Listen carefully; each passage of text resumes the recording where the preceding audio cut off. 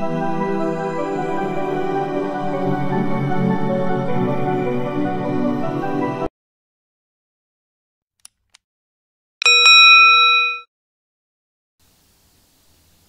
Everyone, welcome to breaking exam. तो आज हम लोग करने वाले हैं एक नया टॉपिक जो कि है गुप्त काल 319 से 540 ईस्वी पूर्व तक।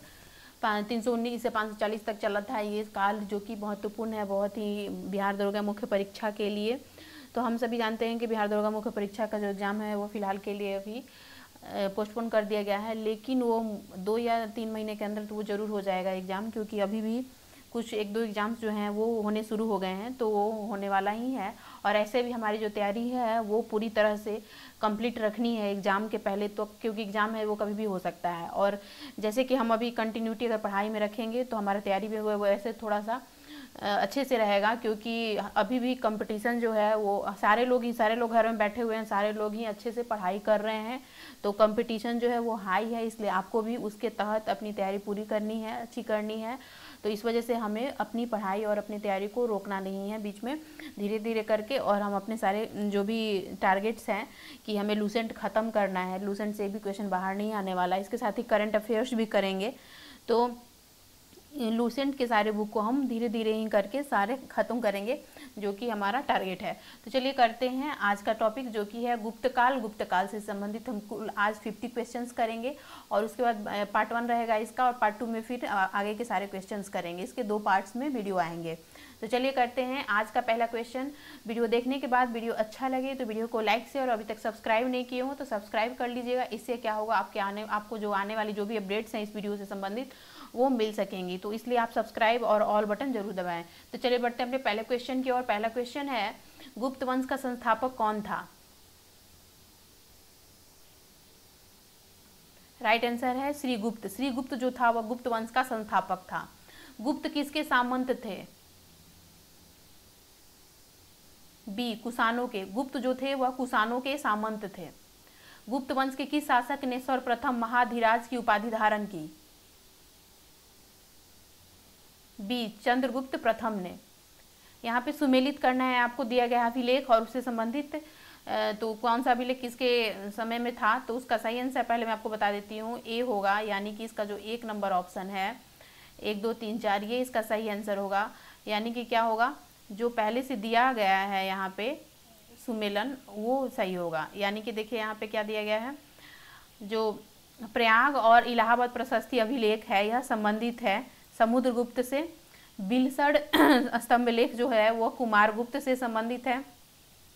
भीतरी स्तंभलेख जो है वह स्कंदगुप्त से संबंधित है। मंदसौर अभिलेख जो है वह बंधु वर्मन से संबंधित है। तो याद रखिएगा इससे, ये प्रयाग इलाहाबाद प्रशस्ति अभिलेख समुद्रगुप्त, बिलसड़ स्तंभलेख कुमारगुप्त, भीतरी स्तंभलेख स्कंदगुप्त, और मंदसौर अभिलेख बंधु वर्मन। तो ये रहेगा इसके सही सुमेलन, इसका सही आंसर ये रहेगा। चलिए बढ़ते अपने नेक्स्ट क्वेश्चन की ओर। नेक्स्ट क्वेश्चन है, आज हम लोग कुल 50 क्वेश्चंस करेंगे। तो देखिए नेक्स्ट क्वेश्चन यही है कि गुप्त शासन के दौरान निम्न में से ऐसा व्यक्ति कौन था जो एक महान खगोल विज्ञानी और गणितज्ञ था? तो राइट आंसर होगा सी, आर्यभट्ट। आर्यभट्ट जो था वह गुप्त शासन के दौरान एक महान खगोल विज्ञानी और गणितज्ञ भी था। नेक्स्ट है, गुप्त शासकों की सरकारी दरबारी भाषा थी? सही आंसर है डी, संस्कृत। गुप्त शासकों की सरकारी या दरबारी भाषा जो थी वह संस्कृत थी। नेक्स्ट क्वेश्चन है, इतिहासकार वीए स्मिथ ने किसकी विजयों से प्रभावित होकर उसे भारत का नेपोलियन कहकर पुकारा है? राइट आंसर होगा डी, समुद्रगुप्त। समुद्रगुप्त को स्मिथ ने भारत का नेपोलियन कह के पुकारा है। चलिए बढ़ते हैं नेक्स्ट क्वेश्चन की ओर। नेक्स्ट क्वेश्चन है, गुप्त वंश का वह राजा जिसने हुनों को भारत पर आक्रमण करने से रोका? गुप्त वंश का वह राजा कौन था जिसने हुनों को भारत पर आक्रमण करने से रोका? सही आंसर है सी, स्कंदगुप्त। स्कंदगुप्त ने भारत को आक्रमण करने से रोका था हुनों को। भारत पर हुनों को आक्रमण करने से किसने रोका था? तो स्कंदगुप्त ने रोका था। नेक्स्ट है, गुप्त राजवंश किस लिए प्रसिद्ध था? ए कला एवं स्थापत्य के लिए गुप्त राजवंश जो था वह प्रसिद्ध था। अजंता कलाकृतियां किससे संबंधित हैं? डी गुप्त काल से। गुप्त काल से अजंता कालीन जो भी कलाकृतियां हैं वह संबंधित हैं। कुछ विद्वानों के अनुसार कवि कालिदास किसके राजकवि थे? सी चंद्रगुप्त द्वितीय या विक्रमादित्य जो थे इनके राजकवि थे कालिदास। अजंता चित्रकारी का विषय वस्तु निम्न में से किससे संबंधित है? बौद्ध धर्म। भी बौद्ध धर्म से संबंधित है अजंता चित्रकारी का विषय वस्तु। ये क्वेश्चन आ चुका है। उत्तर गुप्त युग में जो विश्वविद्यालय प्रसिद्ध हुआ वह था? सी नालंदा। नालंदा विश्वविद्यालय जो था वह उत्तर गुप्त युग में विश्वविद्यालय था जो प्रसिद्ध था। एरन अभिलेख का संबंध किस शासक से? ये क्वेश्चन क्या पता कितनी ही बार आ चुका है, तो इसे आप ध्यान रखिएगा। तो इसका सही आंसर होगा डी भानुगुप्त। भानुगुप्त के का संबंध जो है वह एरन अभिलेख से है। फयान किसके शासनकाल में भारत आया था? ये भी क्वेश्चन क्या पता कितनी ही बार आ चुका है, तो इसे भी आप ध्यान रखिए। तो फयान किसके शासनकाल में भारत आया था? तो सही आंसर होगा डी चंद्रगुप्त द्वितीय। चंद्रगुप्त द्वितीय के समय फयान जो था वह भारत आया था। भारतीय संस्कृति का स्वर्ण युग था? डी गुप्त काल। गुप्त काल जो था वह भारतीय संस्कृति का स्वर्ण युग था। नेक्स्ट है फयान कहाँ का निवासी था?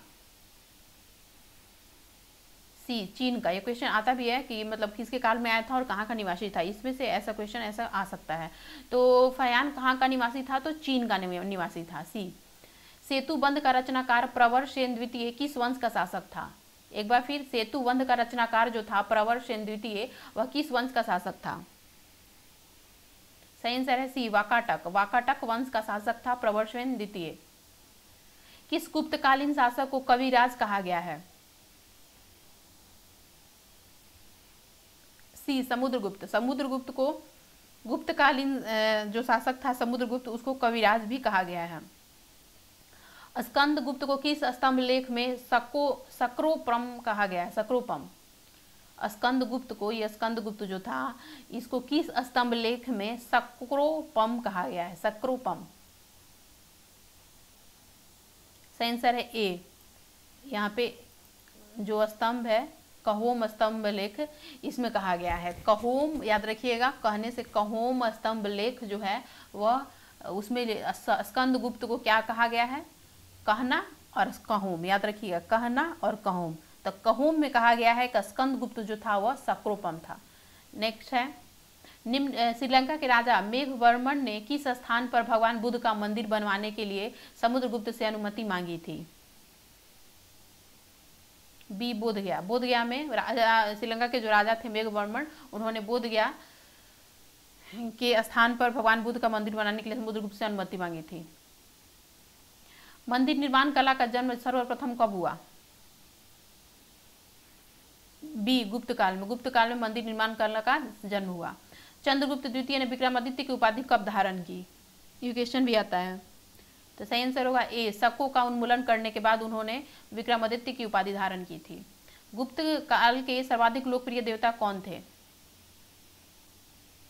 बी विष्णु। विष्णु जो थे वह सर्वाधिक लोकप्रिय देवता थे।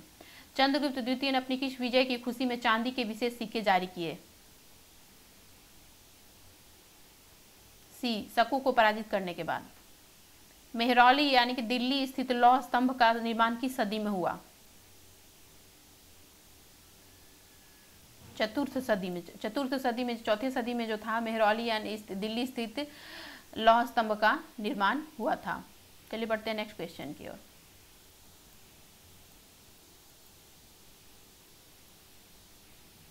नेक्स्ट क्वेश्चन है फाहियान और हेनसांग ने डैश के राज्यों को देखा? सही आंसर होगा डी चंद्रगुप्त विक्रमादित्य एवं हर्षवर्धन क्रमशः। यानी कि फाहियान जो था वह चंद्रगुप्त विक्रमादित्य और हेनसांग जो था वह हर्षवर्धन के राज्यों को उसने देखा था। नेक्स्ट है धन्वंतरी थे। धन्वंतरी थे क्या थे? सही आंसर है बी चंद्रगुप्त विक्रमादित्य के राज दरबार के 9 रत्न में एक जो प्रसिद्ध चिकित्सक थे वह कौन थे? धन्वंतरी। चंद्रगुप्त विक्रमादित्य के राज दरबार में जो 9 रत्न थे उसमें से एक प्रसिद्ध जो चिकित्सक थे वह कौन थे? धन्वंतरी। नेक्स्ट है गुप्तकालीन शासन प्रणाली किस प्रकार की थी? गुप्तकालीन शासन प्रणाली किस प्रकार की थी? ए राजतंत्रात्मक। गुप्तकालीन शासन प्रणाली जो थी वह राजतंत्रात्मक थी।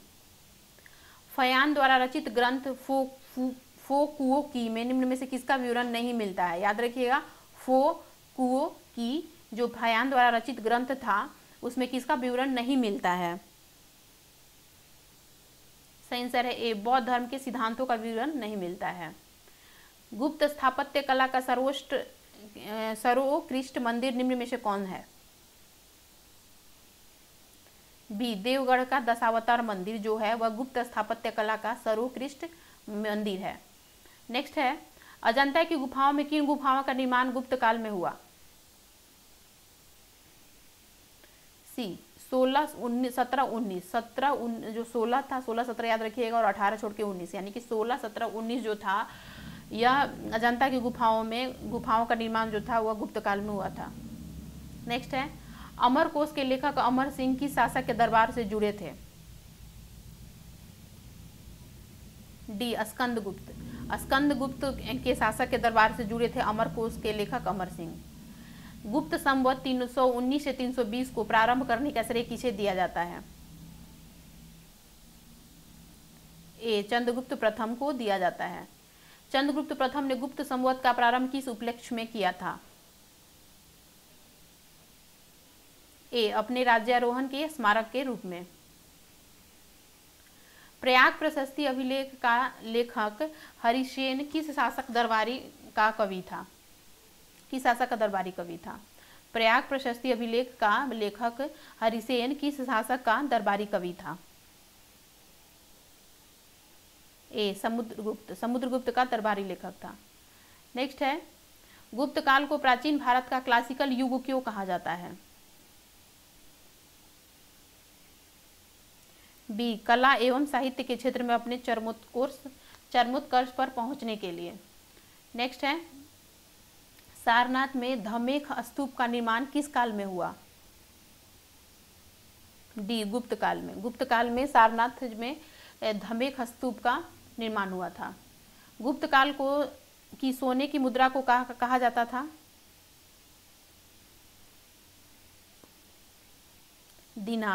दिनार कहा जाता था गुप्त काल की सोने की मुद्रा को।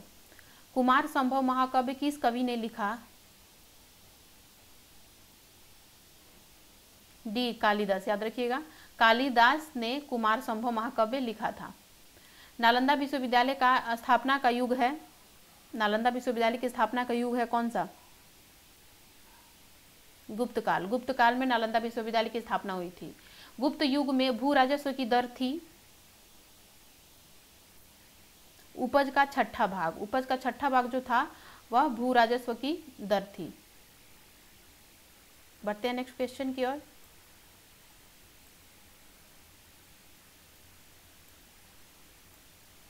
माफ कीजिएगा, कुछ सॉफ्टवेयर काम नहीं कर रहा है, थोड़ा सा प्रॉब्लम है तो इस वजह से।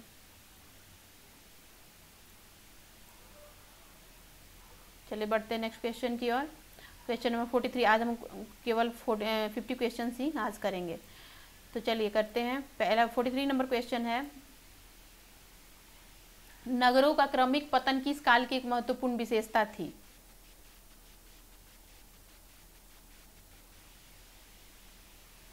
नगरों का क्रमिक पतन किस काल की एक क्रमिक विशेषता थी? तो सही आंसर होगा ए गुप्त काल। गुप्त काल में नगरों का क्रमिक पतन किया गया था। किस वंश के शासकों ने मंदिर एवं ब्राह्मणों को सबसे अधिक ग्राम अनुदान में दिया था?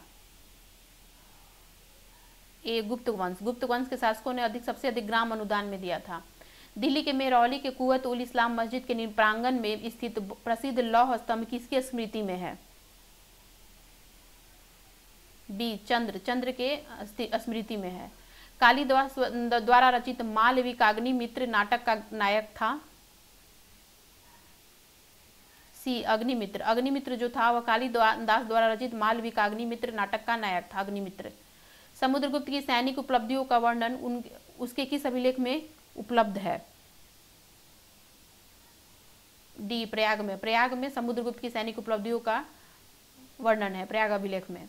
निम्न में से किस काल में स्त्रियों की पुरुषों की में से बराबरी होती थी? ए गुप्त काल। गुप्त काल में स्त्रियों की पुरुषों से बराबरी होती थी। कौन सा राजवंश हुनों के आक्रमण से अत्यंत विचलित हुआ? सी गुप्त काल में गुप्त राजवंश जो था वह हुनों के आक्रमण से अत्यंत विचलित हुआ।